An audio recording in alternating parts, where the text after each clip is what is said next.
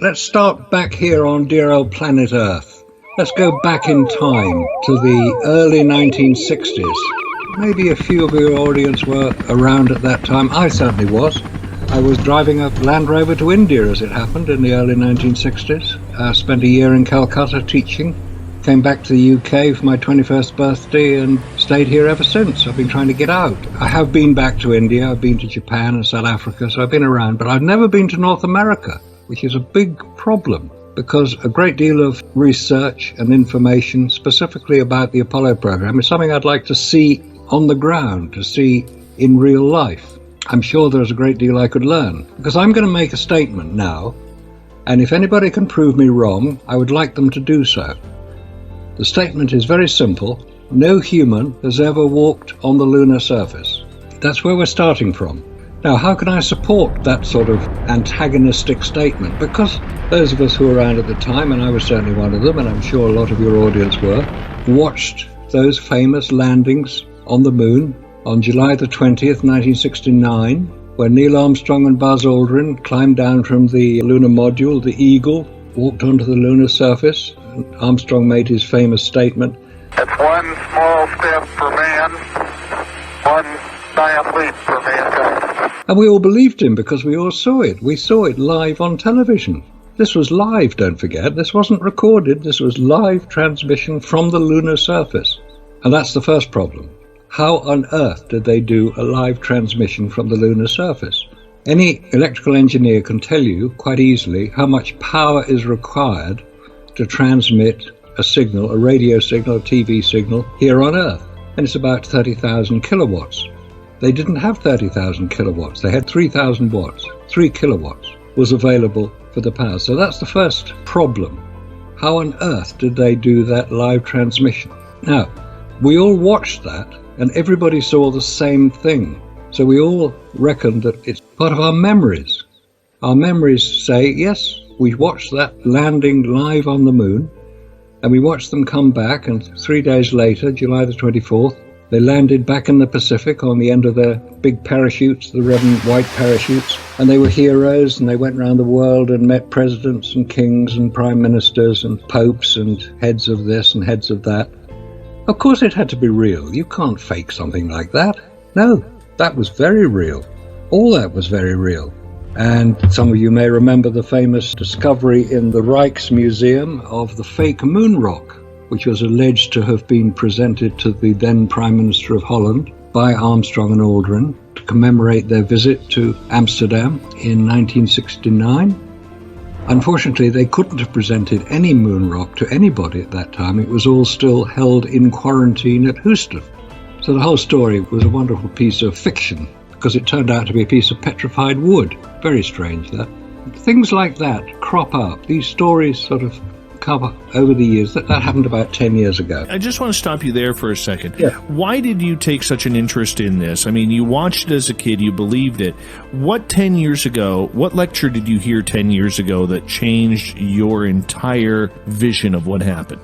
It was actually about 25 years ago. And one of them is a series of lectures which has been going on now for nearly 30 years. It's called the Glastonbury Symposium, normally held at the end of July. They were talking about megaliths, ancient structures. And the person giving the lecture was talking about all these weird and wonderful structures. And he was talking about the photographs, showing a lot of photographs.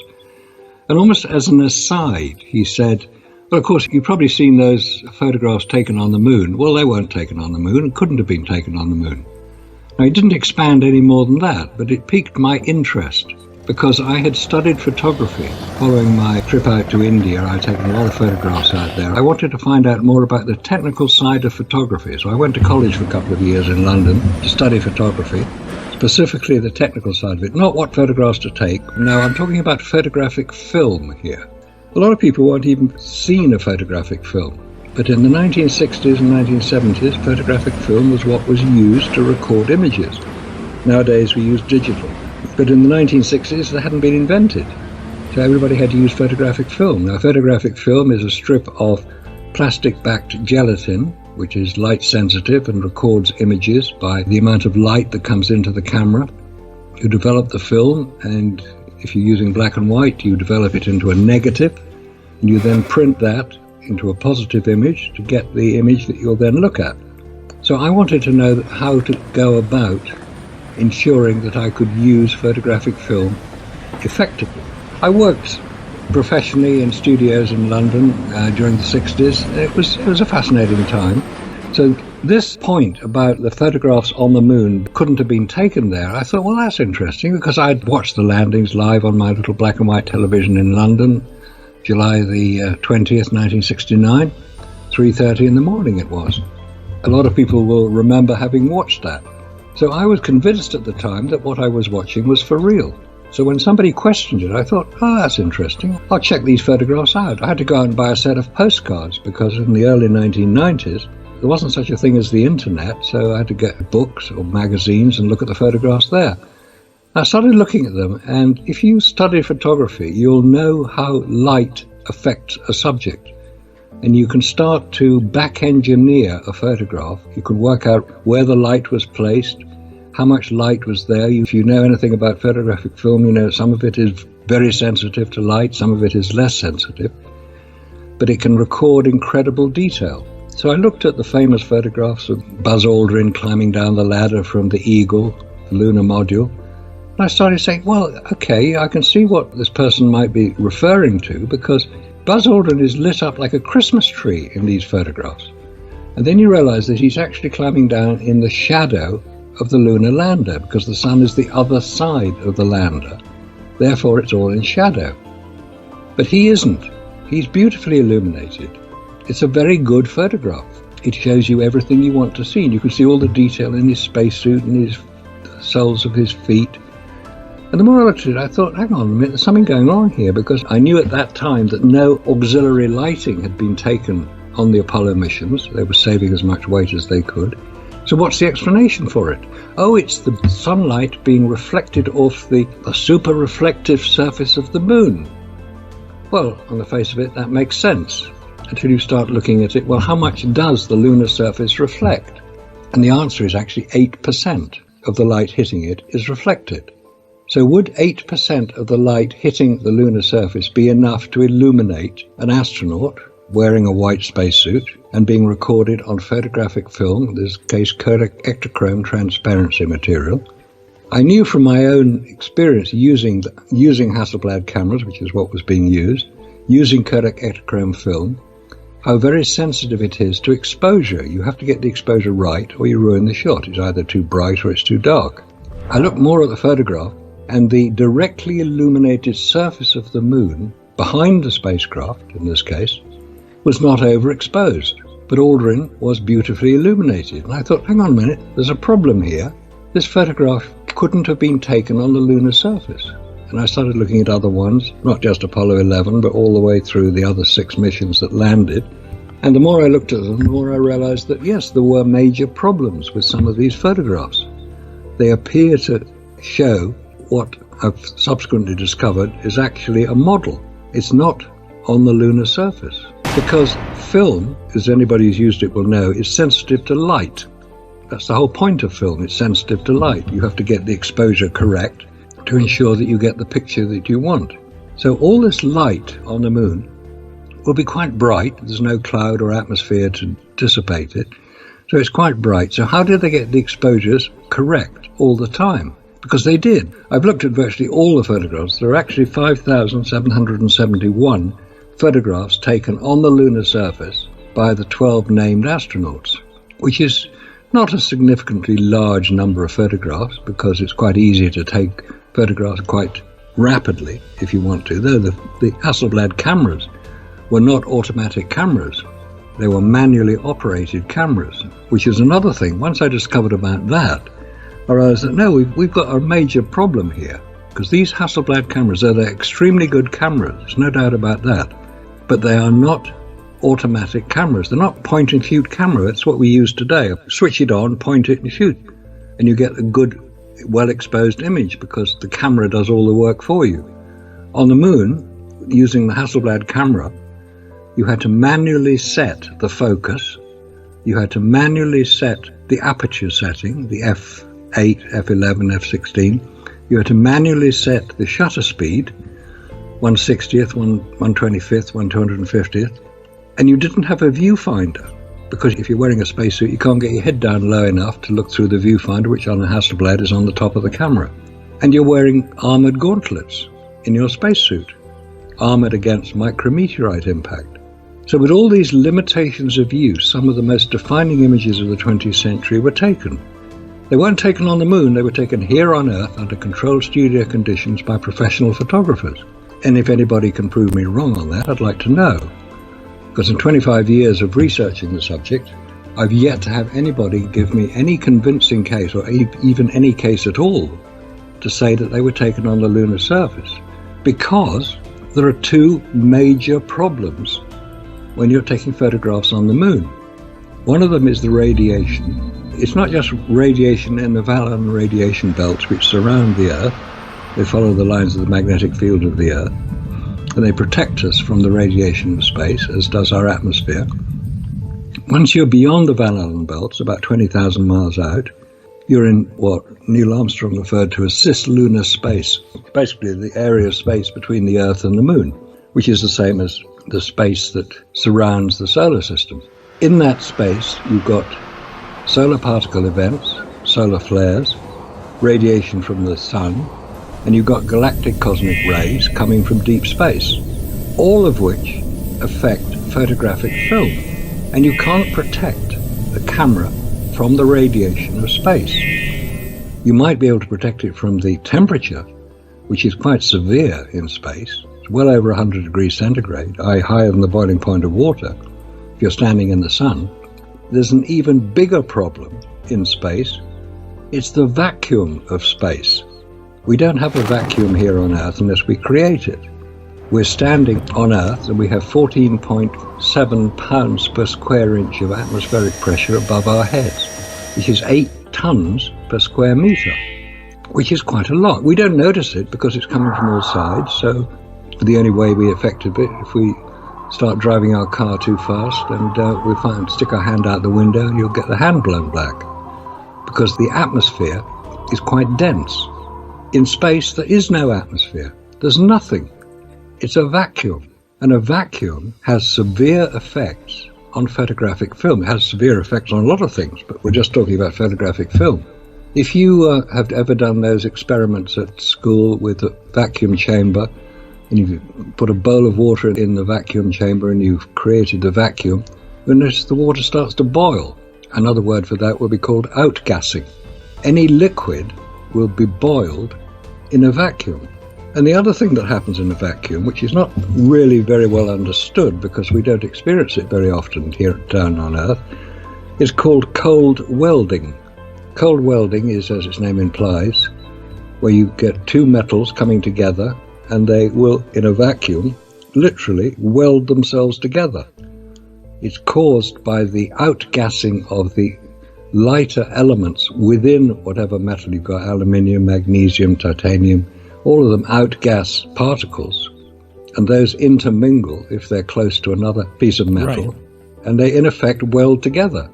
But there was no evidence of cold welding of these Hasselblad cameras, let alone the spacesuits. So we've got this major problem of the vacuum of space. We've got another huge problem of the radiation in space.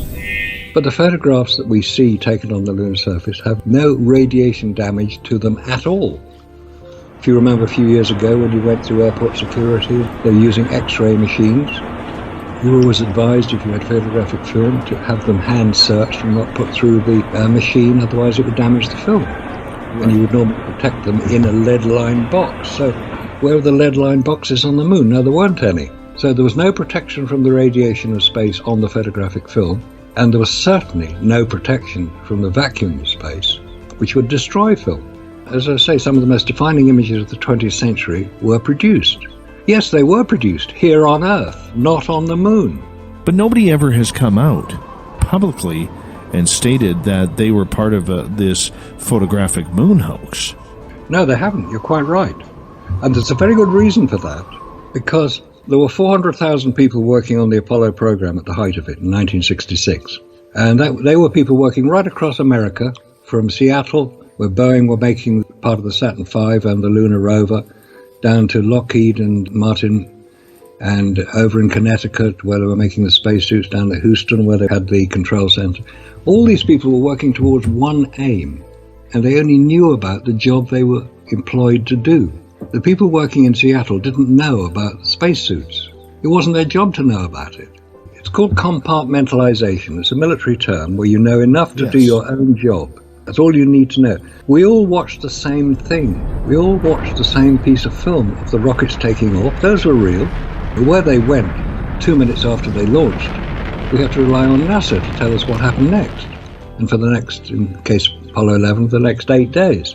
Well, if we don't believe that everything that NASA tells you is true, because it stands for never a straight answer or no astronaut sent anywhere, then you have to start researching it yourself and looking into the detailed paperwork and the work that was done by the people working on it to find out if it all adds up.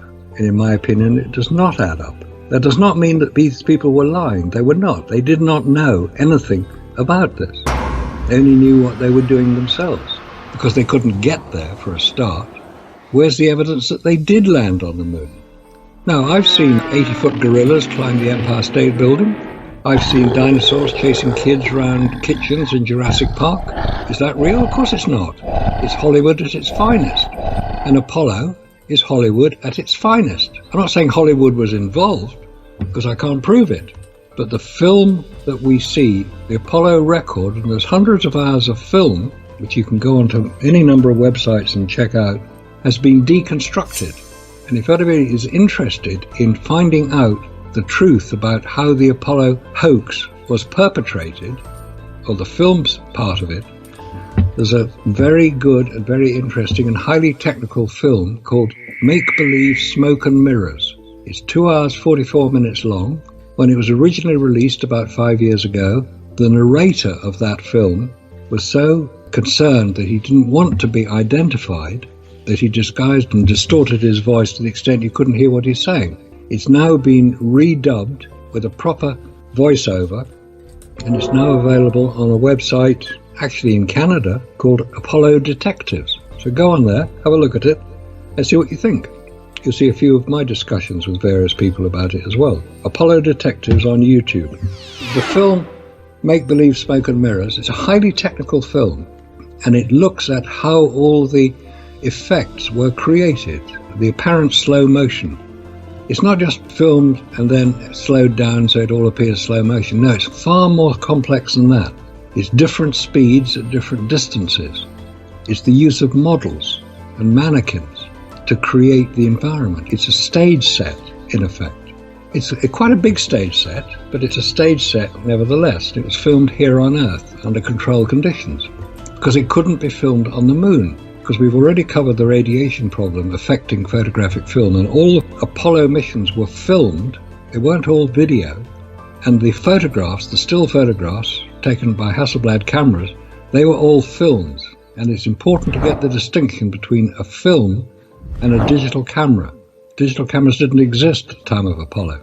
How do we know that this is the case? How do we know that vacuum affects photographic film? Because that's hardly been mentioned as a problem. In fact, it's only in the last couple of years that it's actually come to be discussed at all, the effect of vacuum on photographic film. And that was a result of a lecture I attended here in London about 2 years ago, where the designer of the film cameras carried on the Hexagon spy satellite explained the details of his work. He was very proud of what he'd done. He designed and built the stereo cameras that were carried on the Hexagon reconnaissance satellite, let's call it, launched in 1971. And he mentioned, almost in passing, well, of course, the whole film had to be held in a pressurized container in the spacecraft, in the Hexagon spy satellite. Actually, it then asked the question, why was it pressurized? He said, very simple. Photographic film cannot work unless it is under a degree of pressure, in this case 1 pound per square inch. Not a great deal of pressure, the equivalent of flying at about 60,000 feet above Earth. That's 1 pound per square inch. At the top of Mount Everest, it's 5 pound per square inch. That's the pressure beyond which humans can't survive, because the pressure is not sufficient to force the oxygen into the lungs, against the back pressure of 14.7 pounds per square inch, which is the normal pressure inside the human body. So I asked him, I said, well, would pressurization be required to achieve the photographs we see on Apollo? He said, yes, of course they would. You can't use photographic film outside a pressurized environment.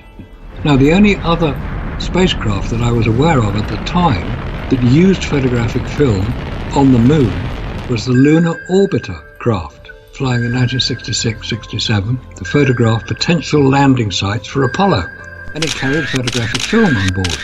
The film was contained within a pressurized environment on the spacecraft. It's no secret. Once you find the schematics of the lunar orbiter and the hexagon, you'll see it's identified. Pressurized container. It's nitrogen gas they used to keep the pressure.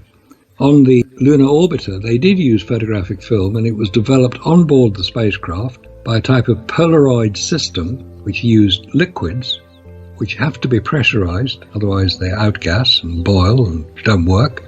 The film was then scanned, and the scanned image was transmitted back to Earth, where it was reassembled back to make the photographs. And I've seen several of the lunar orbiter photographs.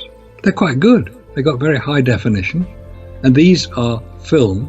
They're not digital, and those were the two craft that had used photographic film in space, and both of them had to have pressurization to ensure the film maintained its integrity. So if that's the case, these photographs of astronauts walking around on the lunar surface doing all sorts of things were taken with photographic film, but they weren't taken on the moon. They couldn't have been. The photographic film would not have worked. The cameras were not pressurized. Now, whether man landed on the moon is another question, which maybe we can come to later. But so far as the photographs are concerned, no, they weren't taken on the moon. I want to ask you this, sir, if you don't mind, and that is in regards to the technology that it took to get there.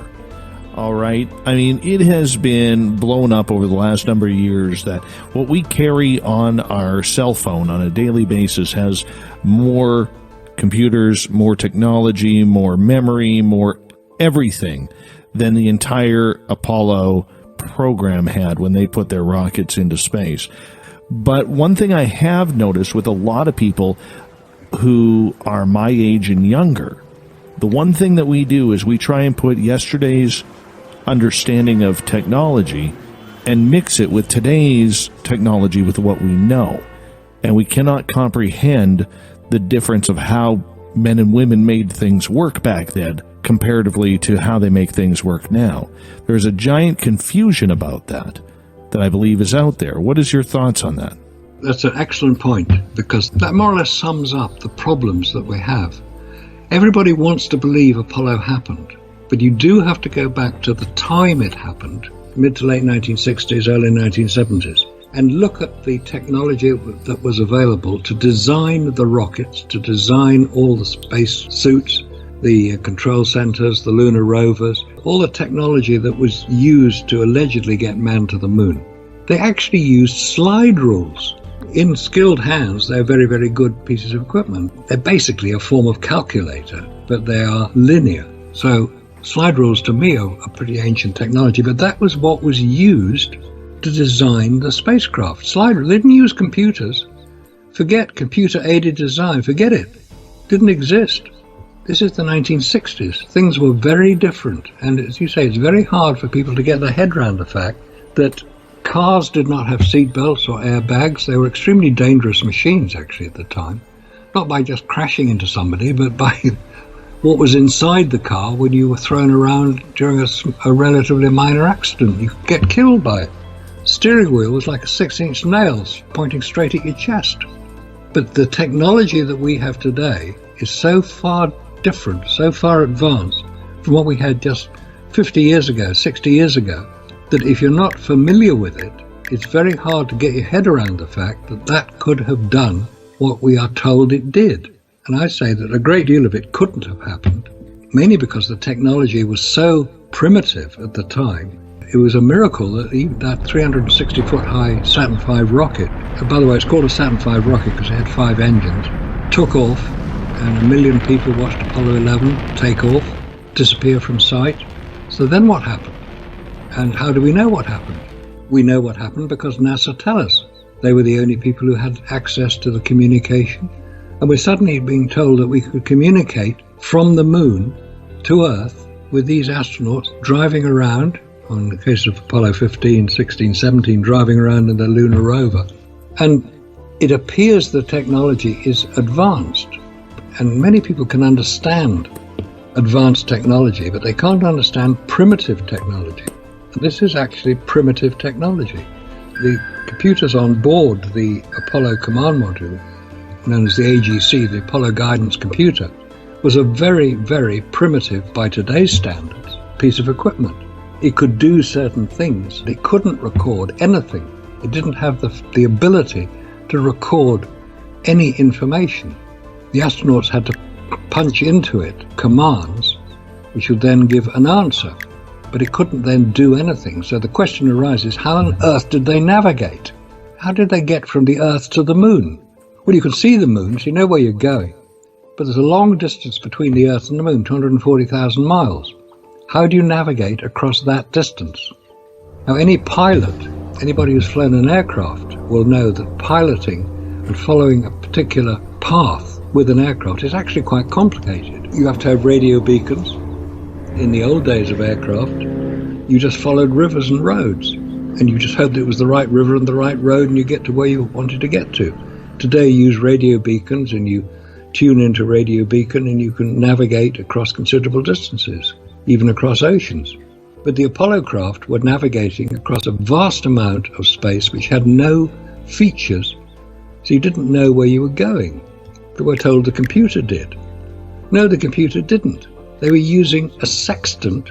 This is a 17th century device for taking star sightings if you're navigating across an ocean on a ship, to line up on certain stars. Obviously they know where the star is, and in relation to where you are, the star will tell you if you're on course or not. But it's very hard to change direction in space. You have to use a propulsion. And then we come on to Apollo 13. Oh dear. Oh, what a problem Apollo 13 is. Can we tell you the story of Apollo 13? Let's get into it. We're already this deep into the pool. We need to do this now. I think Apollo 13 is necessary because it's the outlier of the Apollo missions. There were 9 Apollo missions were sent to orbit the moon. Apollo 8 was the first one, totally untested. There'd be no test of the heat shield when it returned. Then you had Apollo 9, which was Earth orbit. Then you had Apollo 10, which was another orbit of the moon. Didn't land. Apollo 11 allegedly landed. Apollo 12 allegedly landed. And Apollo 13 didn't. Apollo 13 had an accident on the way. An oxygen tank exploded, we're told. That would have sent the craft so far off course, because every action has an equal and opposite reaction. If an oxygen tank exploded, it would be like firing a rocket. It would send it off in a different direction. But no, they didn't have a problem knowing where they were. They orbited around the back of the moon and landed back on Earth 8 days later, we're told. What we're not often told is the day after the official launch of Apollo 13, which was witnessed by many thousands of people, so it was for real.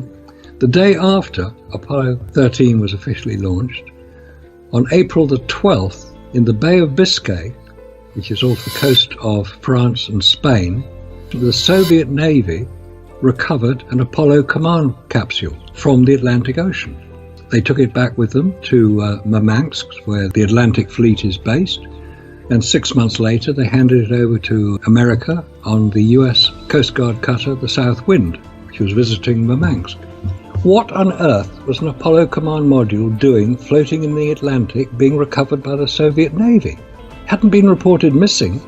The official story is that it was what's called a boilerplate capsule, i.e. a practice capsule, not one that would go into space. I mean, this is for real. There are photographs of it being recovered from the Atlantic Ocean, being taken to Murmansk, being handed over to the South Wind, and you can go and see it now if you go to Grand Rapids, Michigan.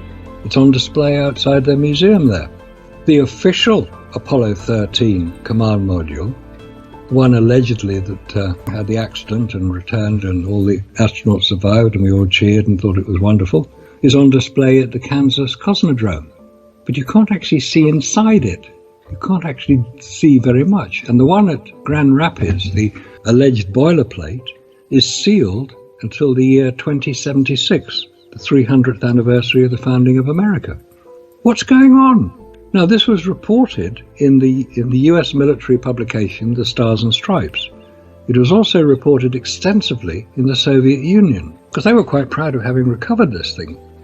Now, if it was a practice capsule, let's say, and it had fallen off the side of a ship, oh dear, it's drifting away, somebody will pick it up, somebody might have said. It's a long way from Florida to the Bay of Biscay. How long would it take to drift there? 5-6 weeks, maybe? If it had drifted there would be barnacles and seaweed and all the stuff that you get when a ship is in the sea for too long. But there was none of that visible on it. It's as if it had just fallen off the side of a ship and been picked up the next day, or came down from space. I'm not saying it's the official Apollo 13 command module, because I don't know, but I do think it is particularly weird that this command module, be it a boilerplate or a real capsule, which you can't see inside now because it's sealed, was recovered by the Soviet Navy. And they handed it back, because that's what you're supposed to do. If you find any nation's space artifacts, you hand it back to the nation that originated it. And that's what the Soviet Navy did. But it's very, very strange story, and the coincidences start to add up. Found the day after the official launch of Apollo 13 was way off course if it was for real. Because normally when you launch a rocket from Cape Canaveral, it will fly out over Africa. And the first thing you'll look out for what's called the Eye of Africa. It's a very visible physical feature in Mauritania. It's about 20 kilometers in diameter. It's 3 concentric circles, hence the eye. Astronauts flying out would look out for it and say, at least we got to Africa, guys. Let's go on a bit. We'll get to India next and maybe South America. Then we're going round. But Mauritania is about 1,500 miles south of the Bay of Biscay, deserts of Mauritania. NASA will not even address the issue. Right. And NASA have a habit of refusing to acknowledge it.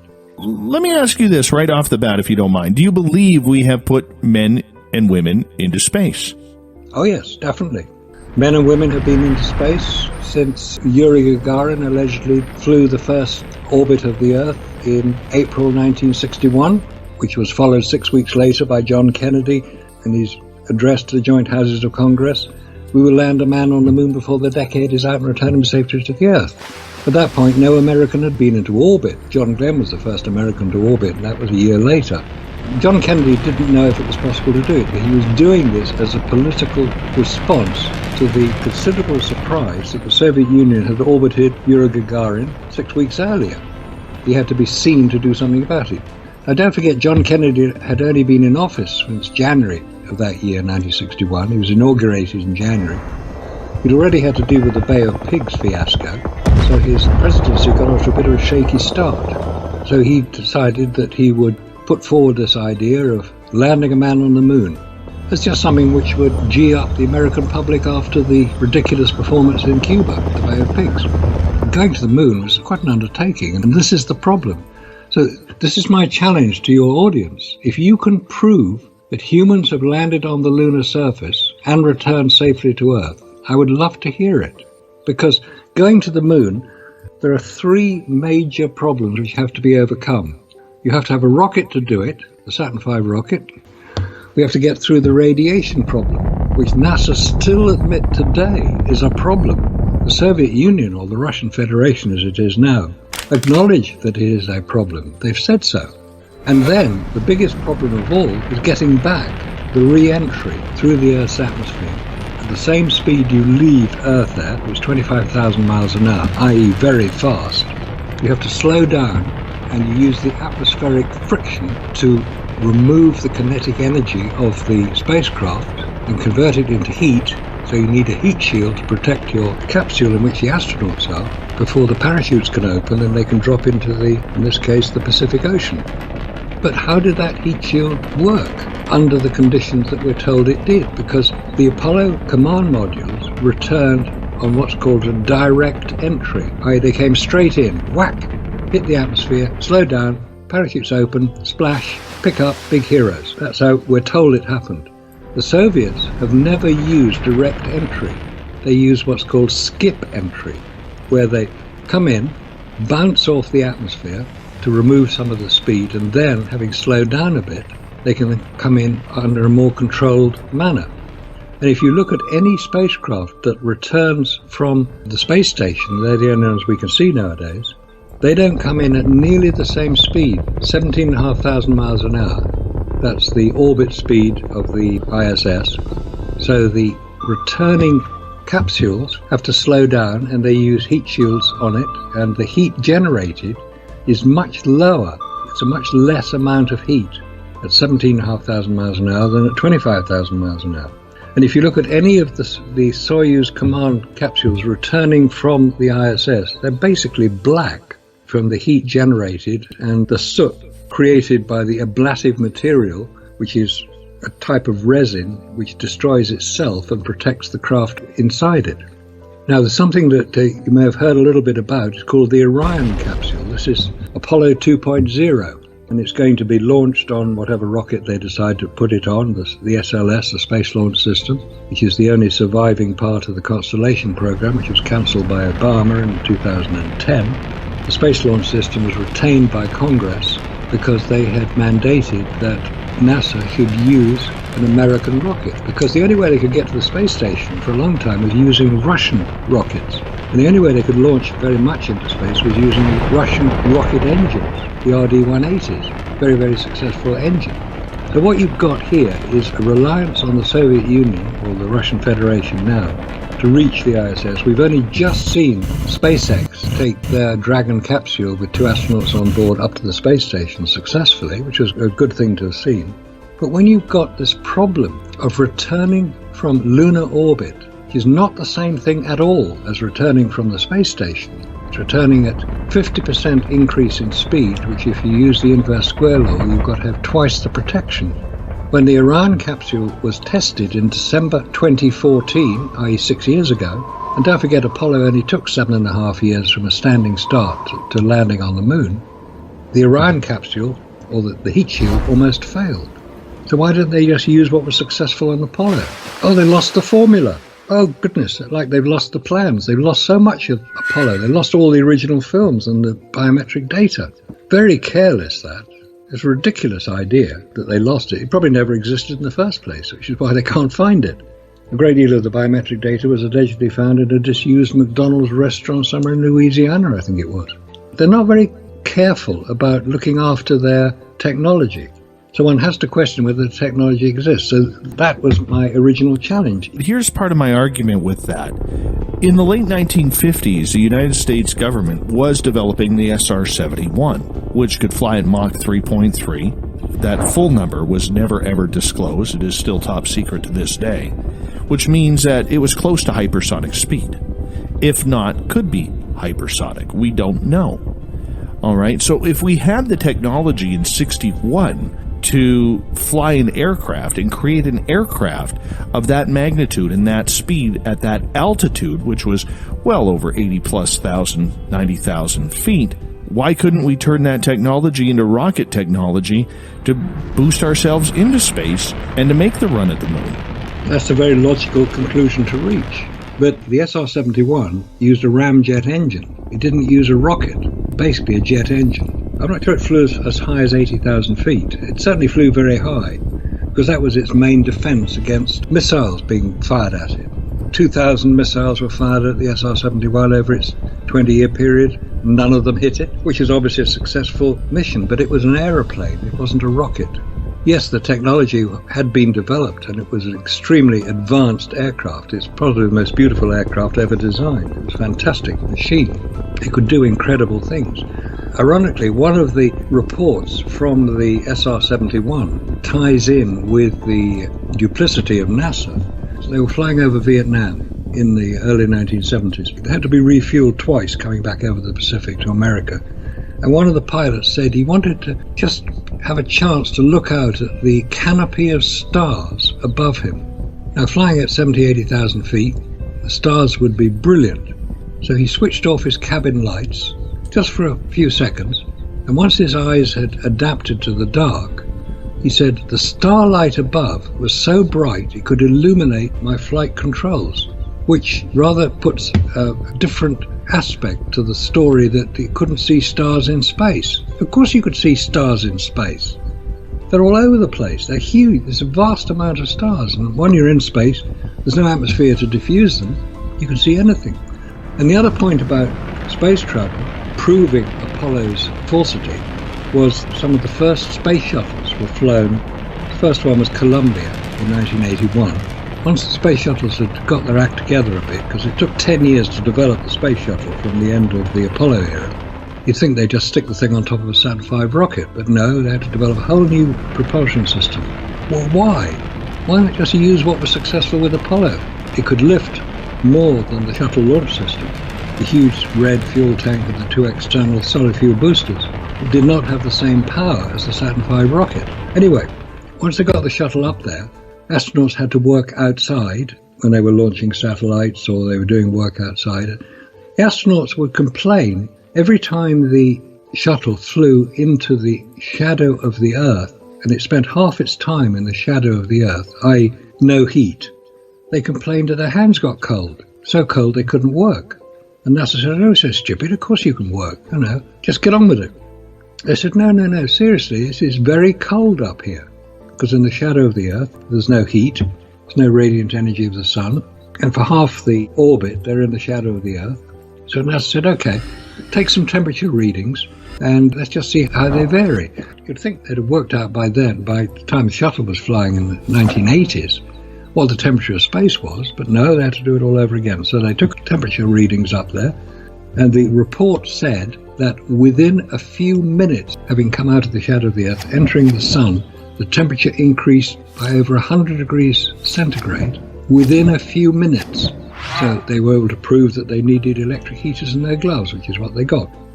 The point about that is that if you're standing in sunlight on the lunar surface, you're in the direct energy of the sun all the time, because there's no shade on the moon, you will be in extremely high temperature. So how do they keep cool? Because humans cannot work in much over about 20-25 degrees centigrade. You've never lived in northern Canada then, my friend. Could you work in minus 40 degrees? Yes, you can, because people do work in that temperature. They are prepared for it. Let's just say that if you had to wear a spacesuit in northern Canada, where the temperature falls, is minus 40 centigrade fair? I'll go outside and snow blow my driveway at minus 25. But they are prepared for it. What I was referring to here was the heat, not the cold. And we can come on to the cold in a minute, but the heat on the moon will be plus 100, 120 degrees centigrade. That is severely above what you would be comfortable working in. Humans can't work in much over about 25 degrees centigrade, 70, 75 degrees Fahrenheit. So how did they keep cool? Because the longest EVA, extravehicular activity, moonwalk, was just under 8 hours straight, no stops. That was on Apollo 17. They were outside in direct sunlight for 8 hours. And this sunlight is the radiant energy of the sun. It's like standing in front of a fire. If you've got logs burning in a fire, you can feel the heat coming off them. That's the radiant energy of the logs. And you can't stand in front of that for very long if it's a big fire. On the moon, there's a big fire in the sky. It's called the sun. And that is producing this radiant energy. Astronauts would have to remove some of that energy. It would have to be removed from inside their spacesuit, because they're also generating heat themselves by moving around, by doing work. It's a standard procedure. So how did they remove this energy? Because a vacuum, which is what we got on the moon, is the best insulator of them all. Like air conditioning dumps heat from inside a room to outside a room. You can't do that on the moon because you can't dump the heat anywhere. The only way you can get rid of the heat is by radiating it away, or the explosive decompression of water. So you can carry water with you and you expel that and it will remove heat, but you can't carry enough water. You can calculate how much water is required to remove a certain amount of heat in a certain period of time. And the amount of water that the astronauts carried was about 3 litres. They would need about 30 litres to remove the amount of heat that we're told will be generated by the sun. So something doesn't add up here. So you've got all these anomalies in the record. It's a great story. And I claim that Apollo, it's a story to persuade us that humans have walked on the moon. Now that was 50 years ago. 12 astronauts allegedly walked on the lunar surface and they haven't been back. Oh, there wasn't enough money. Oh, there's no interest in doing it. Oh, they're just getting around to doing it now, aren't they? President Trump has decreed that humans must be returned to the moon by 2024. That's 5 years he gave them to do it. You think it would be simple enough? Dig out the old plans of how we did it back then and just do it in 21st century technology. Simple, no problem. What's the hold-up? There's huge hold-ups. They haven't got a rocket yet that's been tested. They haven't got a spacecraft with a re-entry testing being done. They haven't got the spacesuits being made. You have to make some for the women. It's called the Artemis program, the new return to the moon. Artemis was Apollo's twin sister, so it's reasonable to assume that women are going to be involved somewhere. But none of that has happened yet. It's not simple. Space travel is extremely difficult. And back in the 60s, space travel was cutting edge. It was the high tech of its day. And though it may seem very easy from our viewpoint of the 21st century, from 2020, looking back 50 years, we say, well, they did it successfully back then. They had pretty primitive technology, but they appear to have done it. No, they didn't. It was a brilliantly executed propaganda exercise. So why didn't the Russians blow the whistle? Why didn't the Russians come out and say, oh, didn't happen, couldn't have happened? Okay, that's a reasonable point to make. Who in Russia would have blown the whistle back in the 1960s, 1970s? The head of the Soviet Politburo was Leonid Brezhnev at the time. Who would have had the access to him and have the technical knowledge to know that what we were being shown by the US Apollo program was a fake? Who would have had the knowledge to do it? Why did nobody in the West blow the whistle? Why did no photographers? Why did no engineers? Why did no biologists? Why did no anthropologists? Why did no ologists? Why did none of them come forward and say, it's fake? They did come forward and say it's fake. But nobody wanted to believe them. Nobody wanted to listen to it. Nobody wanted to hear that the emperor has no clothes. They didn't want to believe it, so they didn't. So they went along with the fantasy of landing a man on the moon. But now it's being exposed, because if you can't do it with 21st century technology, it certainly didn't happen with 1960s technology. And we've got a real problem here, because how is NASA going to explain this one away? I'd love to hear it. I'd love to see it. Because if I'm wrong, I want to know. But there's a saying that Carl Sagan, who was a brilliant science populist, said, extraordinary claims require extraordinary evidence. Landing a man on the moon is an extraordinary claim. Where is the extraordinary evidence in support of it? I don't know. I haven't seen it. All right, I got to ask you this. What would the purpose of NASA have for covering up the entire story of Apollo? Good point. You have to take yourself back to the late 1960s. What was happening in America, what was happening in the world? The Vietnam War was starting. Well, it started in 1964 by one of those famous false flag events, the Gulf of Tonkin incident. And for 10 years after 1964, until America rather ignominiously pulled themselves out of Vietnam, 58,000 American soldiers were killed, 3 million Vietnamese were killed. That is the price you pay for crass incompetence. So the Vietnam War was getting very unpleasant. The Cold War was ramping up, the Cold War between America and the Soviet Union. Who had the best political system? Who had the biggest bomb? Who could destroy the most people? Who could influence the most nations? That was all going on. There were also riots going on inside America, the Democrat convention in Chicago, where protesters were actually being shot dead by the National Guard. That's how unpleasant it was becoming. So America had to be seen to be succeeding, and Apollo was the success story. Apollo had to be the success story, because everything else was failure and disaster. So Apollo had to be seen to be successful. Whether it happened or not was basically irrelevant. It had to be seen to be successful. And the best way to do that is using what America is quite good at, which is creating visual images to support their political proposals. They have access to Hollywood. They have access to a great deal of technical knowledge within the film business. I'm not saying that Hollywood was directly involved. And before anybody here starts saying, oh, it's all Kubrick.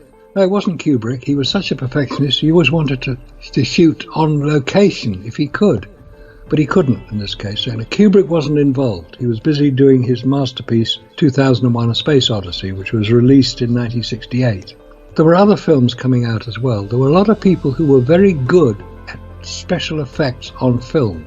Now, just north of Los Angeles, in a place called Laurel Canyon, it's where a lot of musicians lived in the early 1960s, who incidentally had a lot of connections with the intelligence services.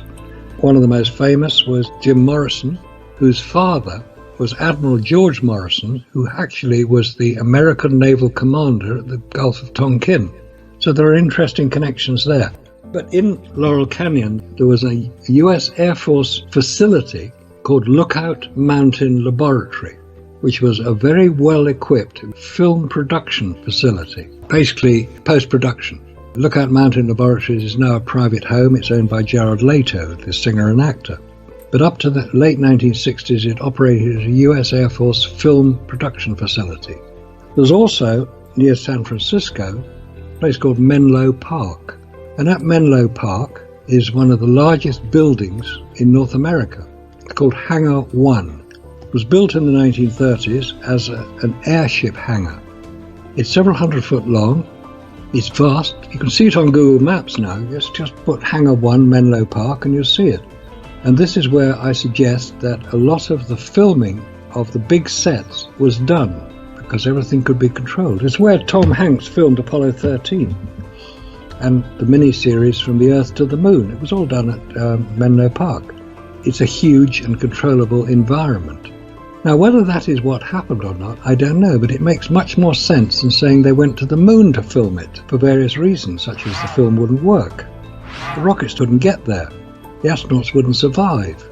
There were plenty of other places around. Another one is Cinder Lake near Flagstaff in Arizona, where a life-size version of the Sea of Tranquility on which the Apollo 11 landing would take place was constructed by the U.S. Geological Survey. It's called Cinder Lake because basically that's what it consists of. It's volcanic cinder, which is similar to the lunar surface. The U.S. Geological Survey took a few sticks of dynamite and created some craters, identical to the craters around which they will be landing on Apollo 11. There is also near to that location a landfill site, which had a huge amount of military equipment just dumped, which would make nice rocks if you could spray them with a bit of shotcrete. And that's what appears to have happened. So a lot of what we see as images taken on the moon were taken in Arizona at Cinder Lake. Some was filmed in Hawaii, some in Iceland. These are all similar physical locations to what we'd expect to find on the moon.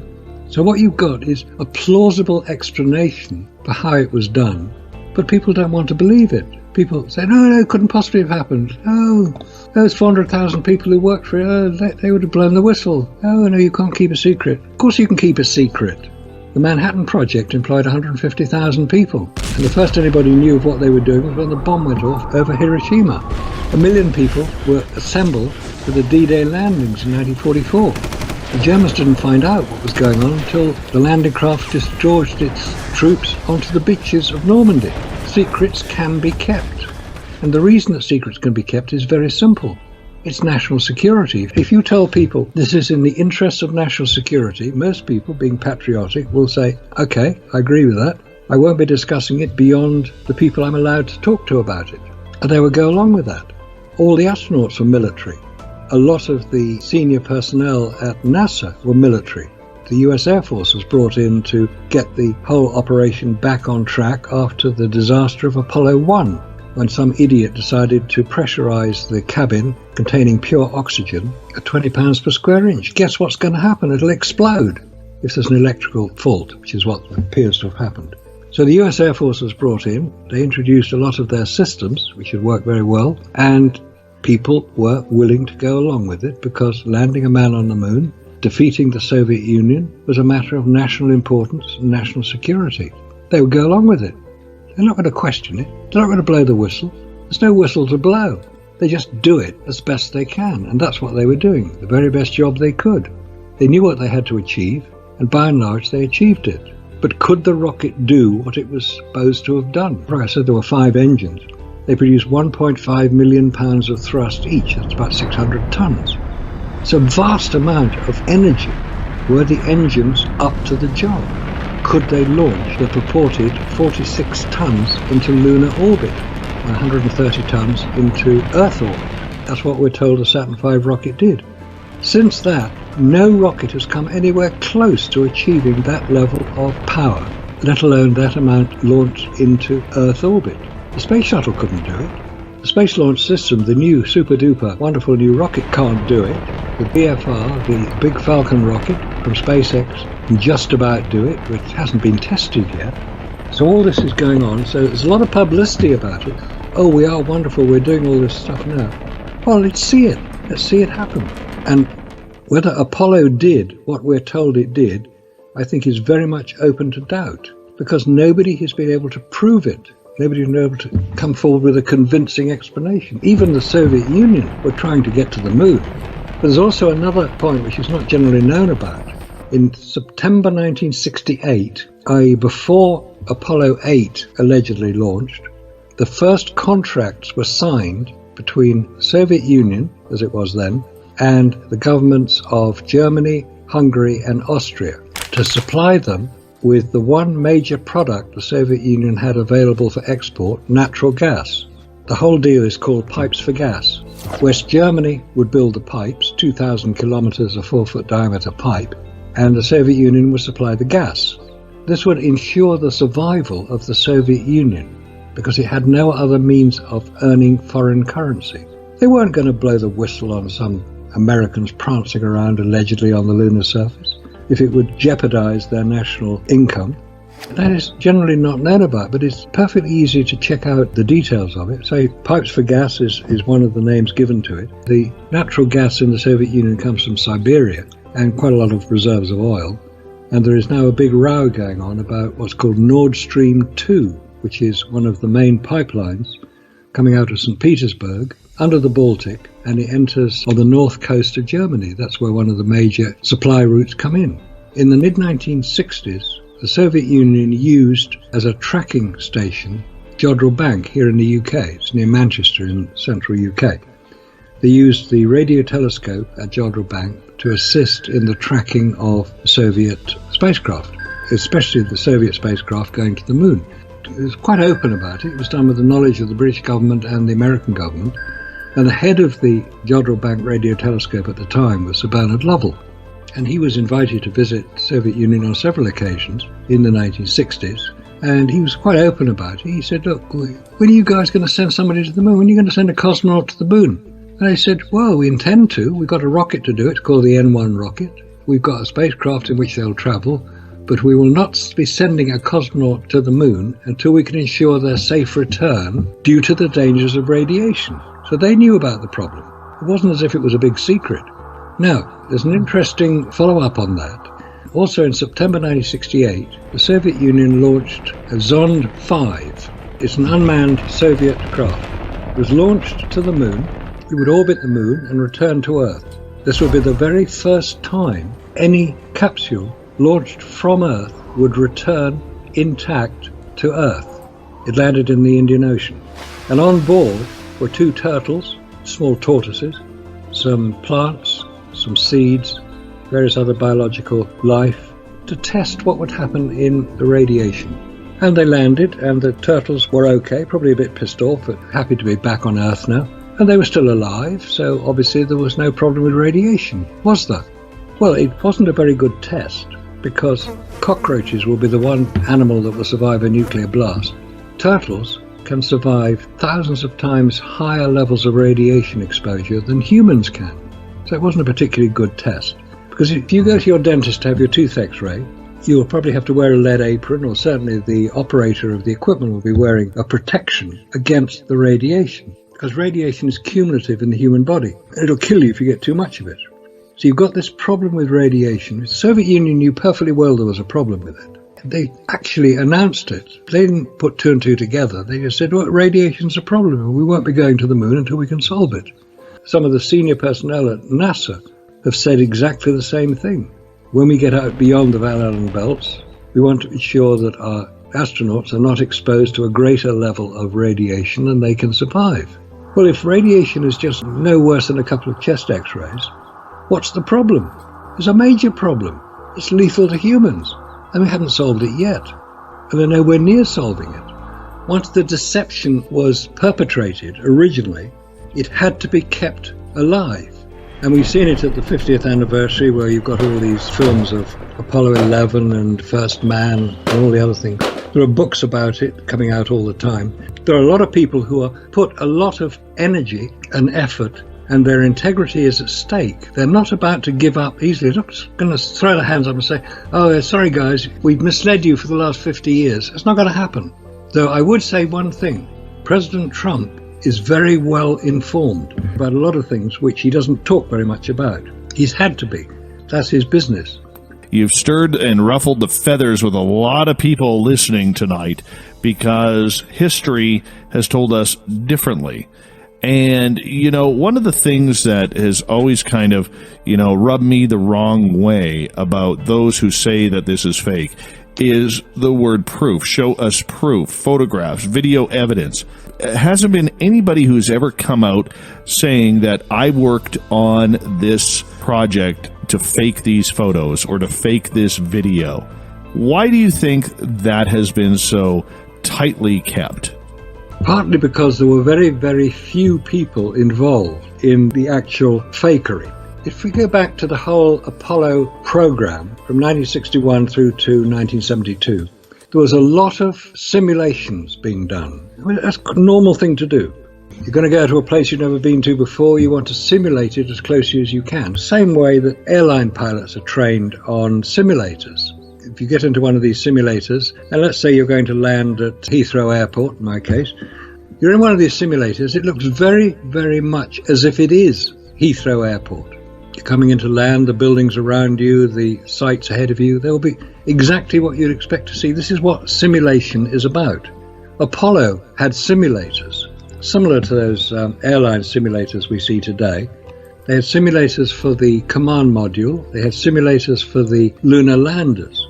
And in order to do that, they had to produce film showing what would be outside the window as the astronauts would be trying to land their lunar landers.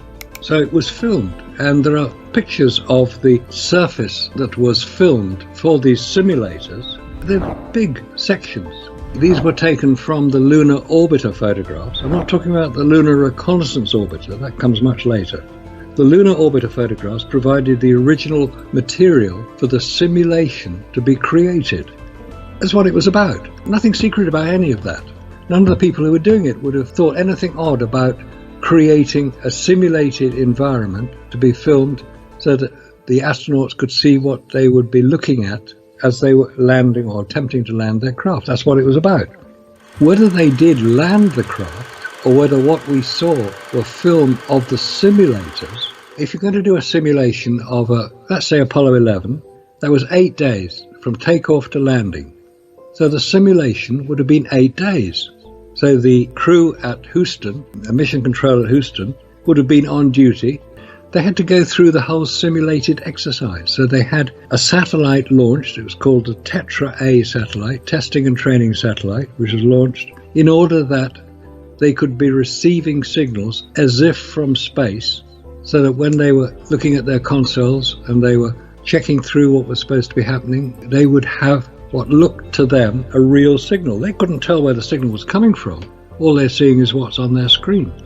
But somebody had to create the signal to be sent to the satellite to be received back on at Houston so they could simulate the whole mission. It was done for all of the 7 missions in total. Apollo 13 we've already discussed. So a simulation took place, and it was filmed, and it was recorded, and astronauts would then be debriefed on it. This is quite normal. Nothing secret about any of it.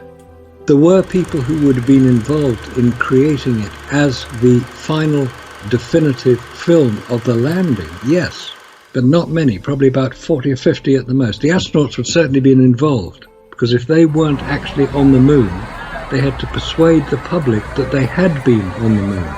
And if anybody has ever seen the Apollo 11 press conference, where the 3 astronauts, Armstrong, Aldrin and Collins, sat in front of the world's press for an hour and a half answering questions, and the questions were very enthusiastic questions, they don't look particularly happy. In fact, they look embarrassed. They look almost as if they would rather be anywhere but there. These men who are supposed to be have created an epoch-defining event, first man to land on the moon. They look embarrassed. They look unhappy. Right, they were certainly trained astronauts. They might have been trained public speakers. But tough, that doesn't add up. They knew what they were going to let themselves in for. They knew what they were going to be doing. If they felt embarrassed about being questioned by the press, they should have simulated a press conference to get used to the idea. It's not rocket science that they weren't more enthusiastic about what they had achieved, because everybody around them was so enthusiastic about it. You'd think it would have reflected a little bit on how they behaved. Anyway, I think they went into low Earth orbit, stayed in low Earth orbit for as long as it was necessary for the length of time the mission was supposed to last, and then come back, re-enter. And don't forget, coming back from low Earth orbit is much easier than coming back from lunar orbit in terms of speed and danger involved, because nobody was looking out for them, because nobody expected them to be in low Earth orbit. And they're not that easy to see. I mean, satellites are not that easy to see. And anyway, they would just be the command module. It wouldn't be any more than that, because the huge rocket, the first section was jettisoned about 40 miles downrange. Second section was jettisoned in low Earth orbit, about 100 miles up. So it wouldn't be difficult to do it. And who would be looking out for them? Because they weren't expected to be in low Earth orbit. And unless you know where to look, you can see that the International Space Station, it's a huge thing. You can see that when it's at a particular point in the evening where the sun is low in the horizon, and it strikes the underside of the International Space Station. If you're in the right place, you know where to look and you know what time to look, you can see it. So if they went into low Earth orbit, did a bit of discussion between Houston, who were also expecting them to be on their way to the moon, so they knew what the script was supposed to be. And if you look at any of the Apollo press packs, which are several hundred pages long, they detail everything that happens to the nearest second, from launch to splashdown, is detailed in advance to the nearest second. So they knew what they had to say. They knew what they were supposed to be doing. And my contention would be that Apollo 13 was scripted in advance, because it encouraged because after the disaster of Apollo 12, where there was no television picture, so there was nothing for anybody to watch, they had to get the interest up again. So that's what happened in Apollo 13. And then you get on to Apollo 15, where they take the little buggy onto the moon. And if you look at some of the film of that, there's some very strange effects created by this buggy. Right, so yeah, answer to the question, they went into low Earth orbit, stayed there for as long as they had to for the mission, came back down again, as we saw. There are photographs actually showing an Apollo command module being shoved out the back of a Galaxy 130. So it could be they weren't even on the rocket in the first place, because if that rocket had exploded on the launch pad, they would have to have been killed. Now, if they weren't on the rocket and the rocket exploded, we've got the scenario depicted rather graphically in the film Capricorn 1. And I do wonder if film Capricorn 1 was based on certain information which was known to certain individuals around the film business. And they made a film about it. It's happened so often in the past that Hollywood has put forward stories that are of benefit to the intelligence services. The two industries, intelligence services and Hollywood, work closely together. And certainly it's now coming out that the amount of cooperation between the US government, Hollywood and the intelligence services. You've heard of Operation Mockingbird? That's how it's done. And it's still being done today. It never stopped, which is why we see such appallingly distorted news. It's been written not by the reporters who are investigating it, but by people who are trying to foment an agenda. The vacuum isn't relevant to the operation of a rocket. The rocket produces a thrust against itself. That's how they work. I mean, being in a vacuum is irrelevant, in my view. Jet engines can't work in a vacuum. Propeller-driven aircraft can't work in a vacuum, but rockets can, because it provides its own thrust. So is NASA still hoaxing events of today's plans to get back to the moon?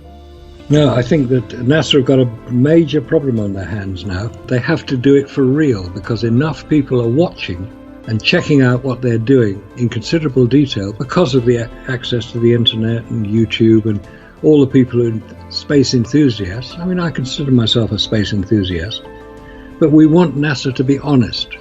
I would love them to succeed. I would love them to go back to the moon, photograph the Apollo 11, 12, 14, 15, 16, 17 landing sites and say, look, we got it the first time, look, here are the pictures.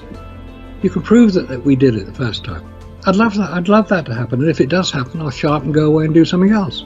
But until they do that and provide definitive evidence, and please don't quote the Lunar Reconnaissance Orbiter photographs showing the landing sites allegedly on the lunar surface.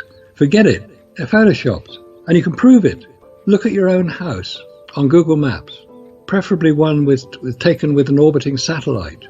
And I've looked at one. It's called the GOI-1 satellite. It orbits 640 kilometers above the Earth, 400 odd miles, filming through the Earth's atmosphere and distortion. And you can see individual cars on the road. You can see if it's got a sunroof, so you know which way the car's pointing. You look at your own house, you can recognize the features of it. Those Lunar Reconnaissance Orbiter photographs were taken using similar equipment, defining 0.4 meters per pixel, and you can't see a damn thing, except a few blobs. But we want NASA to be honest, and now they have to be. Have to be. Have to be. Have to be. Have to be.